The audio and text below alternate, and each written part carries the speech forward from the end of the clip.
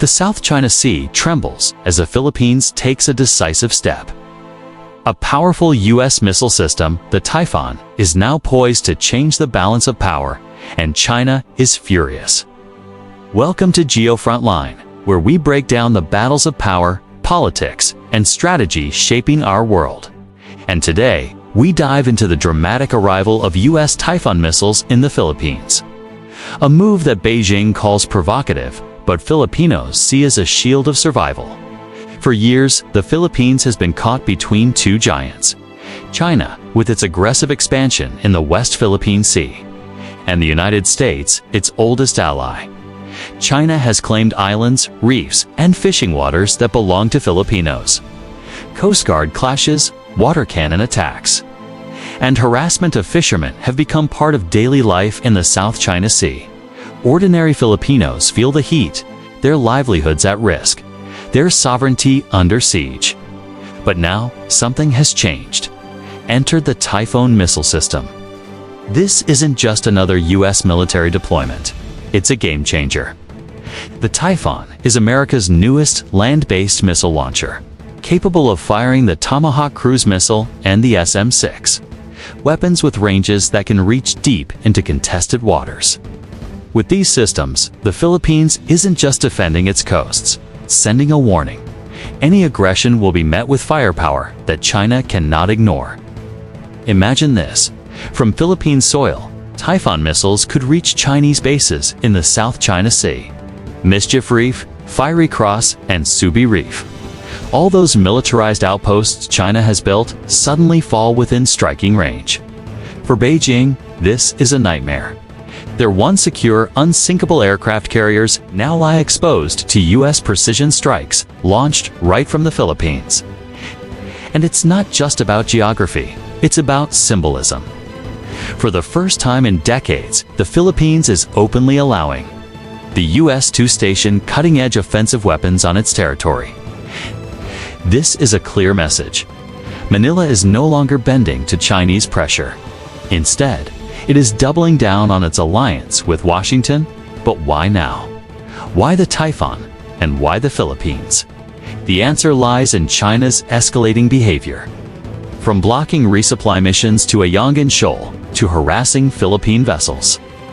Near Scarborough Shoal, Beijing has pushed too far. Filipinos are tired of seeing their sovereignty trampled. The government of President Ferdinand Marcos Jr. has taken a firm stand.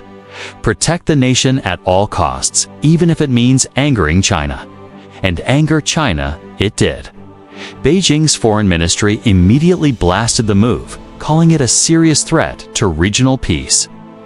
State media warned of countermeasures. But here's the truth. China fears the Typhon because it pierces through their military strategy. For years, China has relied on what analysts call the anti-Axis area denial strategy, building island fortresses armed with missiles to keep the U.S. Navy out. But the Typhon flips the script. Instead of U.S. ships sailing into danger, missiles now sit safely on Philippine soil, ready to strike first if necessary. The hunter has become the hunted. And this has electrified the Filipino public. Across Manila, Cebu, and Davao, the news is sparking heated debate. Some cheer the move, saying at last, the Philippines has teeth to defend its waters. Others worry about escalation. Will this turn the Philippines into a target if war breaks out? Yet most Filipinos know the truth. Without U.S. backing, the Philippines is vulnerable. The Chinese Navy dwarfs the Philippine fleet. The Coast Guard, brave as it is, cannot stand alone against Beijing's might. The Typhon offers something priceless: deterrence. A chance to tell China, if you cross the line, there will be consequences. But the Typhon is more than just steel and missiles. It represents a broader strategy. The U.S. is weaving a web of alliances across the Indo-Pacific: Japan, Australia, South Korea, and now the Philippines, all armed and ready. It's called the First Island Chain Strategy. By placing missile systems across this arc of allies, Washington is boxing China in. No longer can Beijing expand freely. Every move is countered, every outpost threatened. For China, this is a nightmare scenario. Their ambition to dominate the South China Sea and push the U.S. military far away is slipping.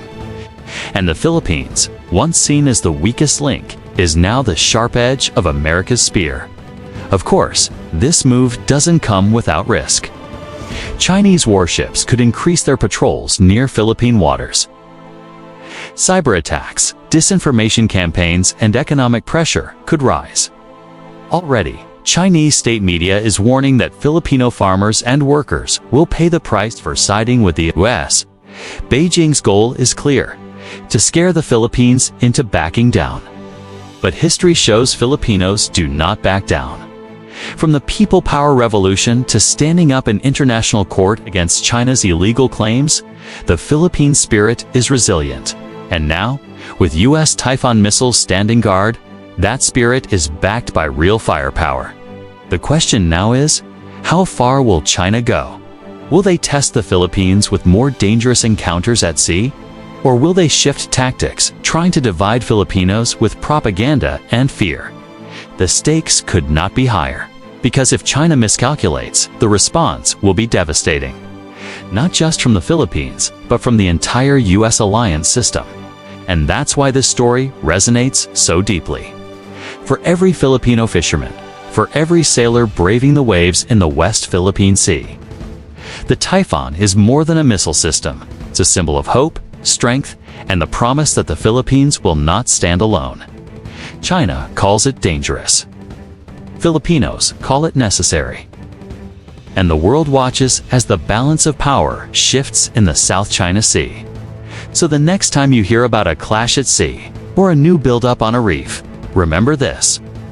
Somewhere in the Philippines, hidden under camouflage nets, U.S. Typhon missiles wait silently. And that silence may be China's worst fear of all. This is Geo Frontline. Stay tuned as we continue to track how this historic deployment reshapes Asia's most dangerous waters.